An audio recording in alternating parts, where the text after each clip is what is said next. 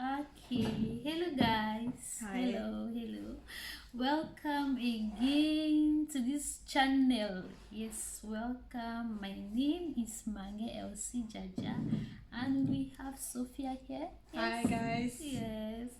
Yeah, the last time we did a video on the challenges we face as PhD students, and we promised to do another video on the different career paths Right. after PhD.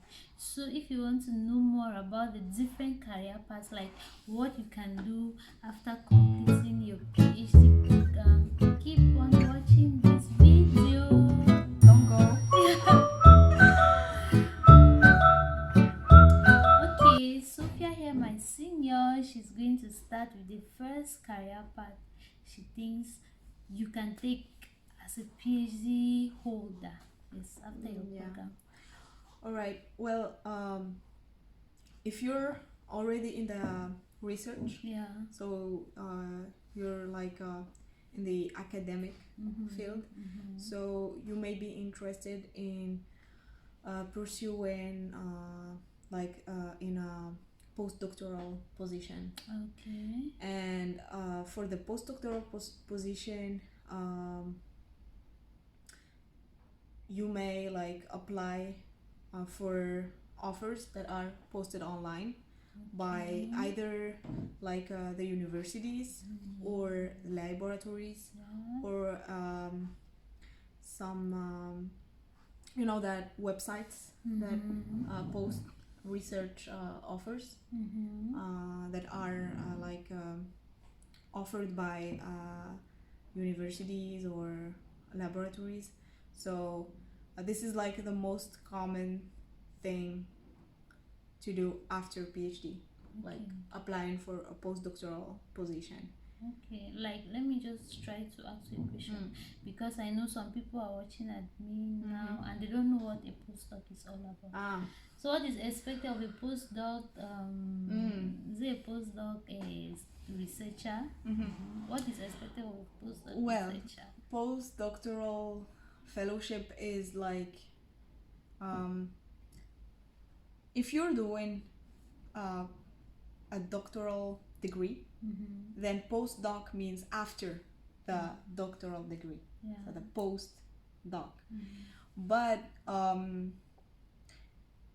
in your case, let's say I'm a PhD student and I finish my PhD, I can start a postdoctoral contract with the same, for example, supervisor, because he wants me to complete the work I still have to do, like something like for example, some work I didn't have the time to complete during my PhD.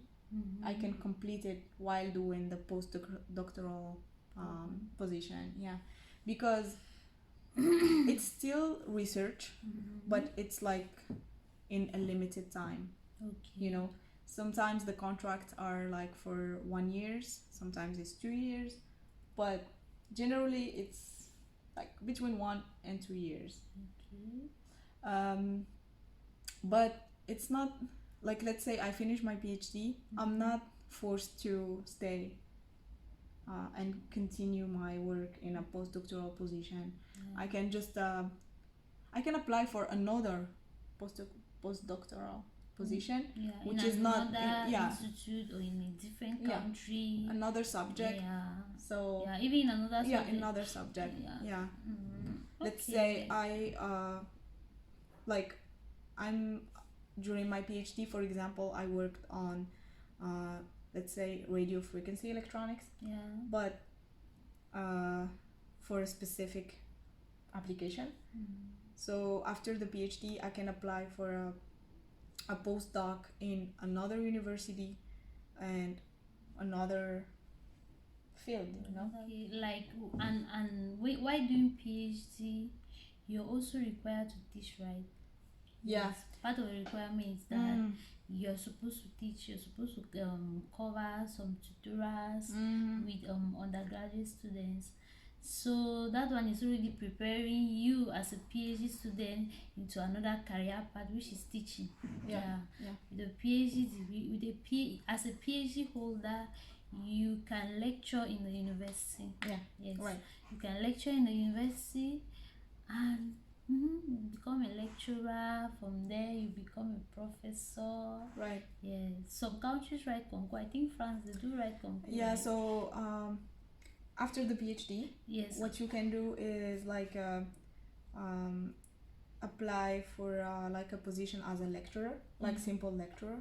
But if you want to apply for a position as like an associate professor, so higher rank, we call it in French we call it maître de conférence.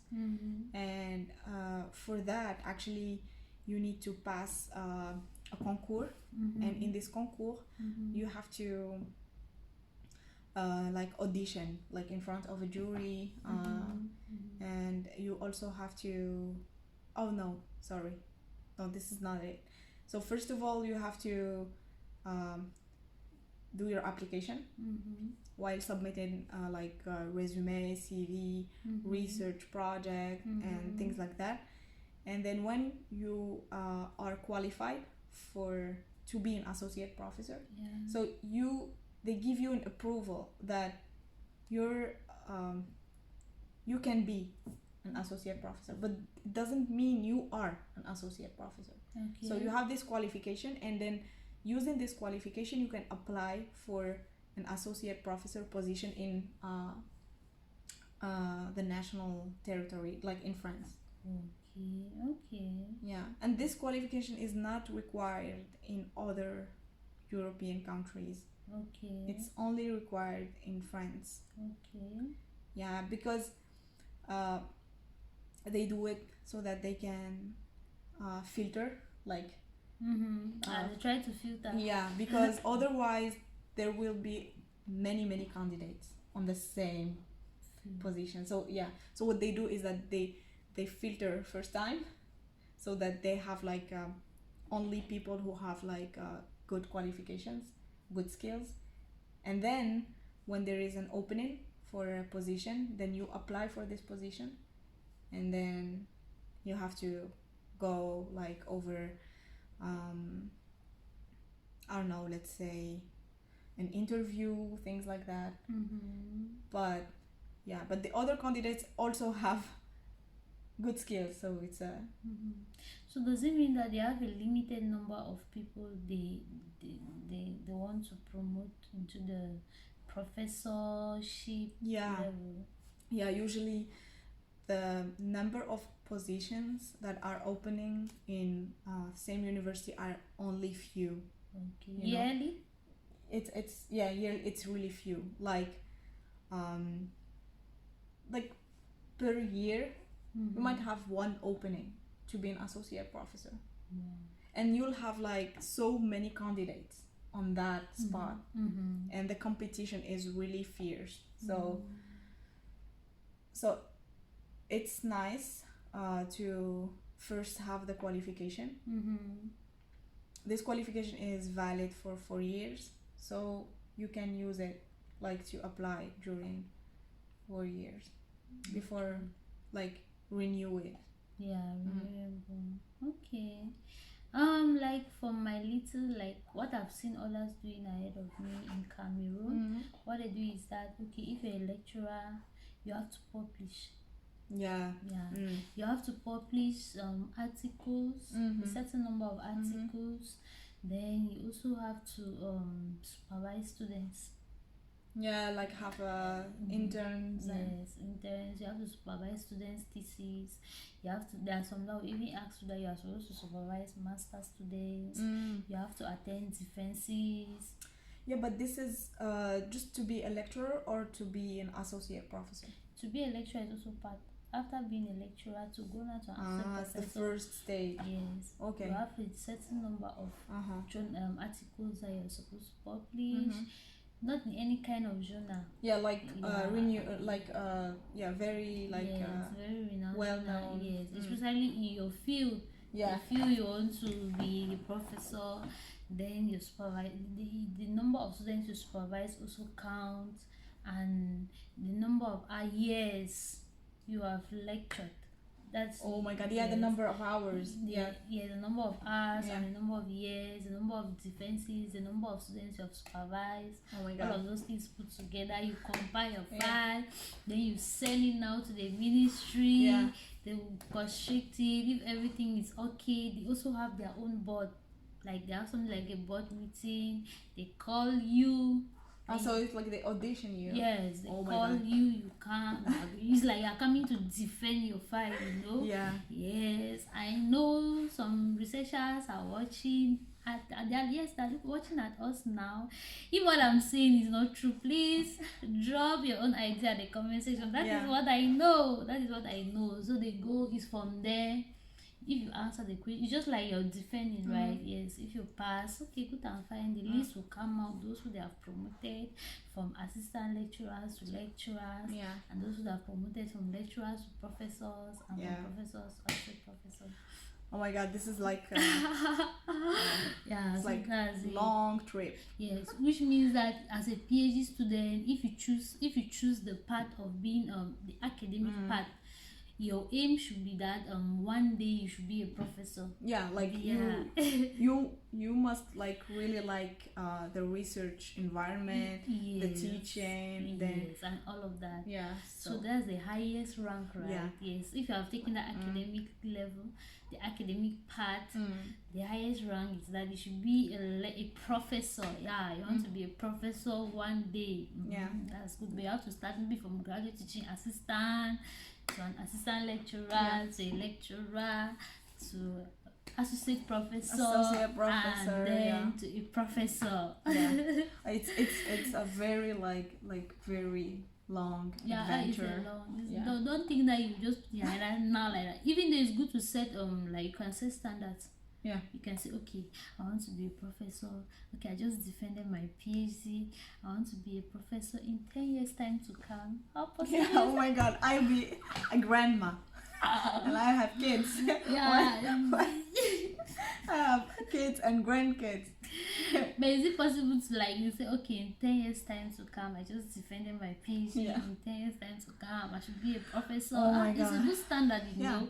But at least if you're going to the academic path as a PhD holder, your aim should be your aim is that you should be a professor one day. Then what career path again can a PhD student take, especially for those who don't like to teach? If you don't like I had to teach like during my PhD.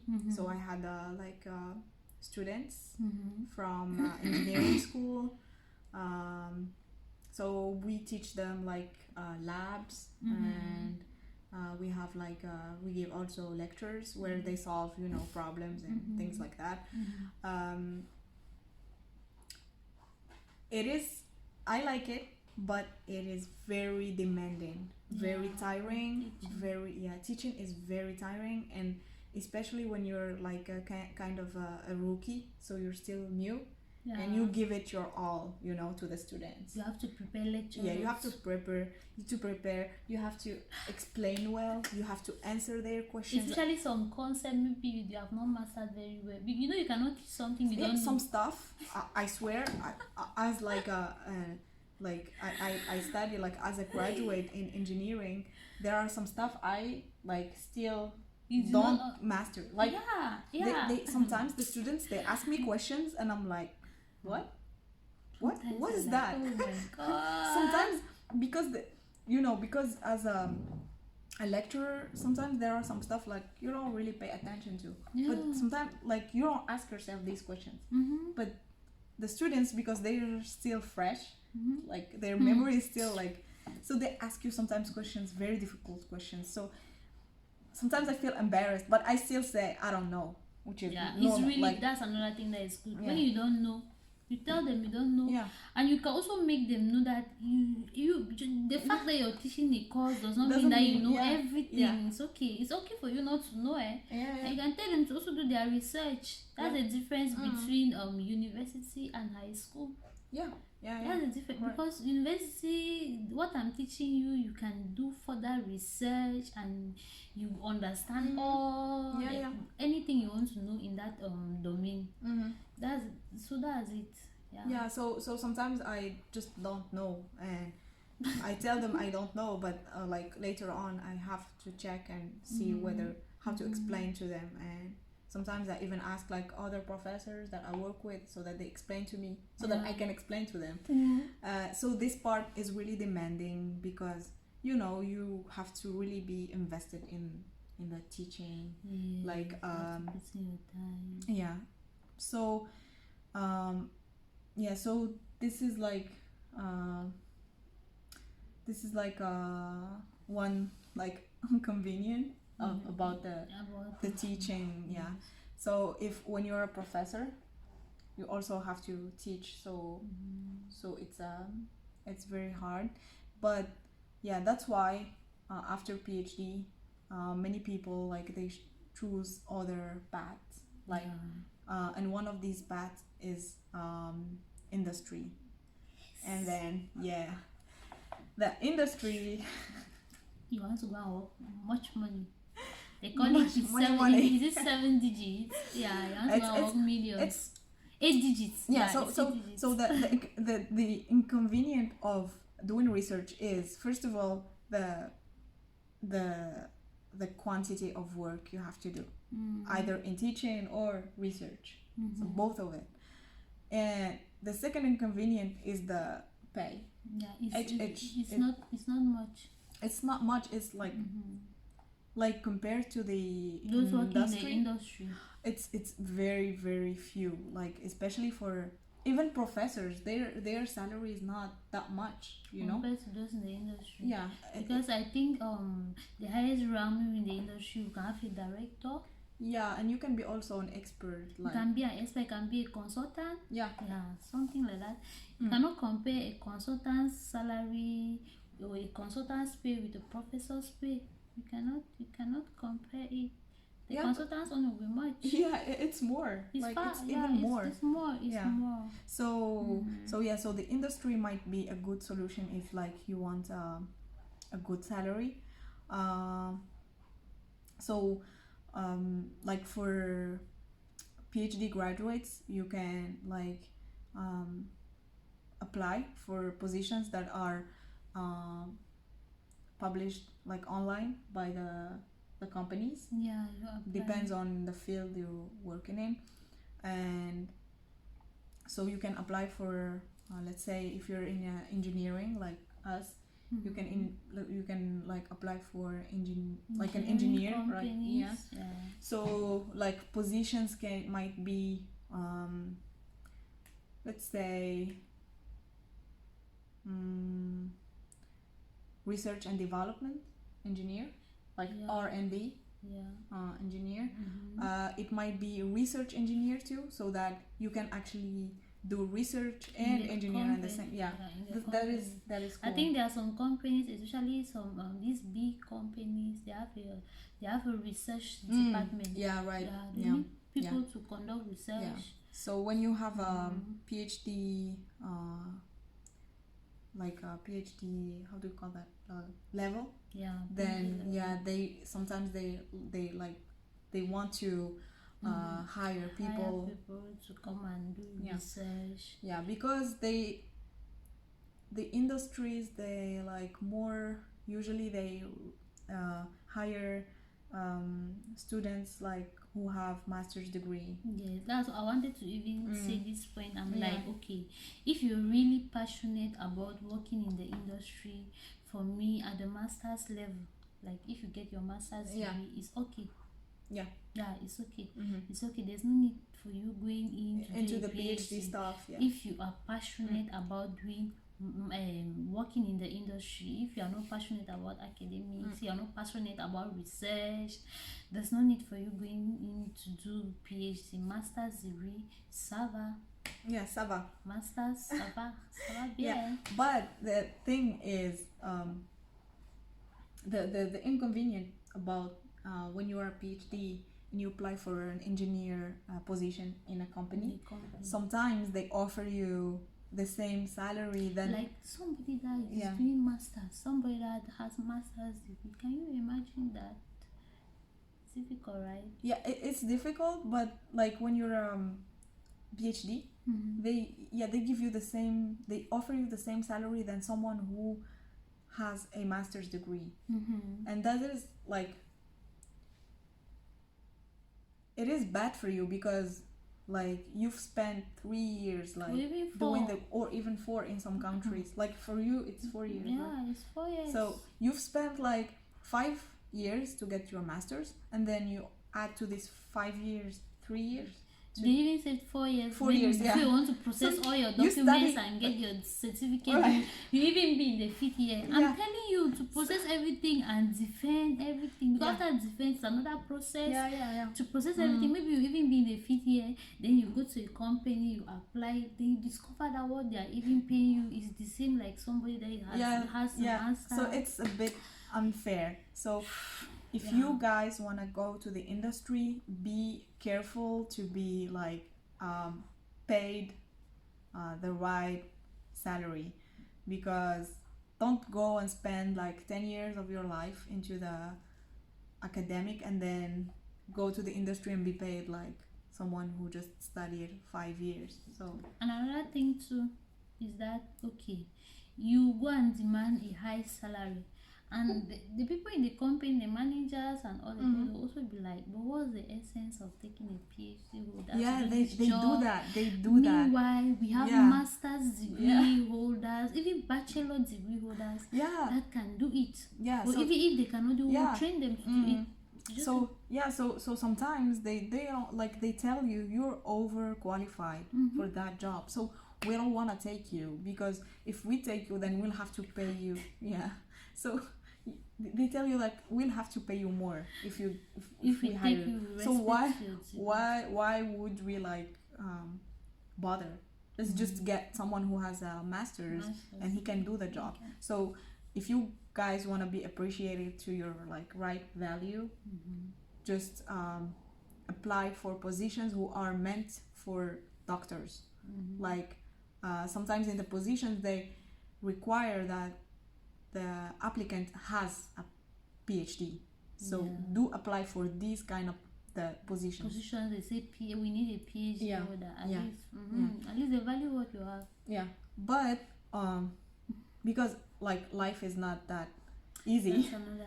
Life is not that easy, and you have to start from somewhere. So sometimes if you like even with this PhD in the pandemic, the COVID thing, many people like are struggling to find jobs. So if you find like an engineer position and you want to apply for it, just go for it, even if it's not like, if it's the only offer you have or it's the only option. You may start like by this, and then later on either improve your position in the company, like ask for a increase in your salary, like upgrade your position. Because by then you must have mastered the organigram or the way they operate in the company, at least, and you know the different steps to take. So you might do that, and then if like you see that in the company there's no like possibility for you to evolve, so just go for another one. Like you can apply for another position who's better, because you've acquired like skills in the company, so your skills might be needed in another one that can pay you more, so you can do that. It's actually not like that's it. And I also think that because there's also another thing, many people go into PhD because of lack of jobs, especially in Africa, with where I'm coming from, with master's degree. You finish, you defend your master's, you don't want a job. You don't have a job. The only choice is just like, okay, let me just be going to school, I'll get a job. So then for you, like if you don't have a job after your master's, good and fine, you can embark on your PhD journey. But if your aim is to work in the industry, even while doing your PhD, I'll advise you to be dropping your applications. Yes, be dropping your applications. the company, maybe along the way they'll call you somewhere for interview. I will never know when that will be your dream job. And still, I insist, if you're interested in the industrial part, it's good. With the master's degree it's okay, because if you take, for example, 4 to 5 years to do your PhD, and somebody completed masters and went to the industry, you grow in the industry, your working experience counts a lot. So imagine you going to apply in that industry, and that your classmate at the master's level, he already has, or she already has 4 years working experience. You people can never be the same. You'll always feel like you're not even that. You always feel like what she will know, you will not know it. You'll need like the same time or more. So you see, it's good for you to know academics is good. We follow passion in academics, okay? You follow passion in academics. If you want money, you want to work much money, it's good you go to the industry. Look for that direction to go to the industry. And also, one thing, in the industry you work under, like, how can I say, you work under pressure, a little bit of pressure, in the sense that at least they give you a task. You must perform. You have a deadline. You have a deadline. But in the academics, you're a little bit relaxed.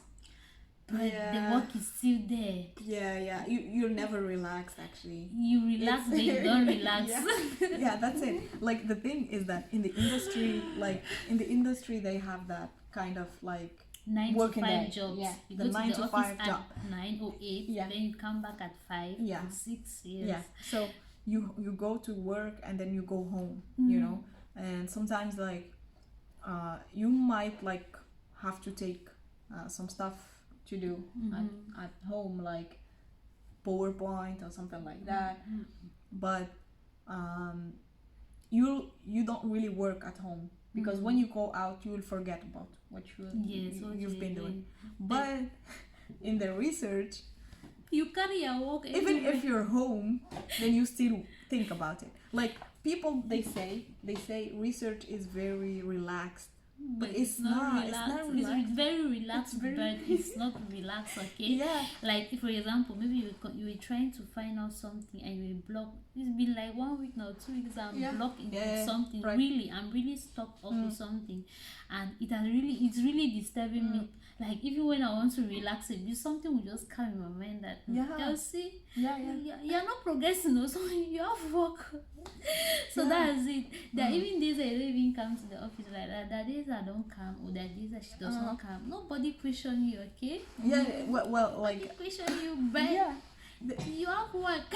Like your supervisor, if you don't have like an experiment to do, or you just like have you're working like you do like some simulation work.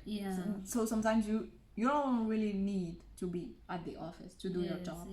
So people, if they don't see you at the office, they might say, oh, she's resting, which is not true. Like, I'm home, I'm doing simulation at home. So don't say that it's relaxed work.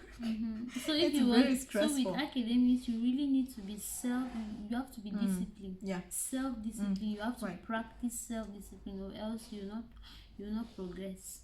That's it. That's a little bit of disadvantage with the academic view. If you are not self-disciplined, you will not do anything. You need to. Nobody will tell you that get up, study, or publish, write this article. You have to do it. It's your own initiative that, okay, I have to write an article, I have to do this. You are just doing your own things by yourself. So that's it. That's the little we have. If you have something to add to what we have said, or even subtract, no problem. Please drop it in the comment section below. Yes. So what are we going to do next time? Next time. Do you have an idea about it? They should tell us, what should we do next time? Tell we us. are free. Is it academics? PhD? We're free. We have and time. another part that you can take is to maybe you start your own. You can do anything else after PhD. You These can are start the your two own main things, you can, but you can do anything. You can start your own company. right. We didn't speak about that. You can start your own company.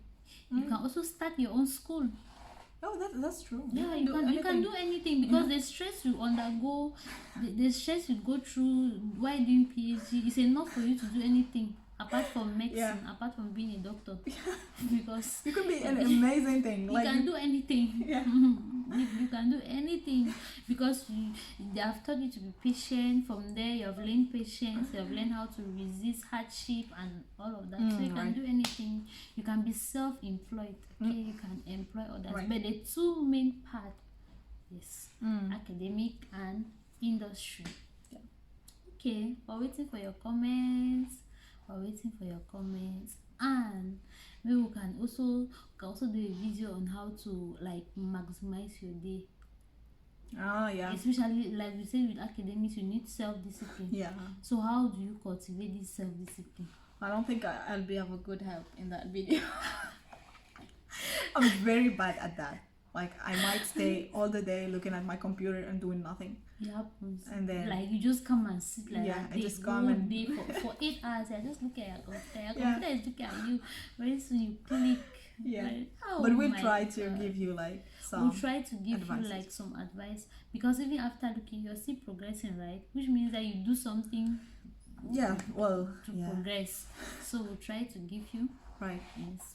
I always try to like, no, anyway, I'll not give you that. I'll not give you that gist. In the next video, surprise, we'll give you. It's going to be a surprise, please. And for you to get that surprise, please subscribe. Subscribe. Somebody is watching and me, and the person has not subscribed. Yeah. Do well to subscribe to this channel. And if you enjoyed this video in one way or the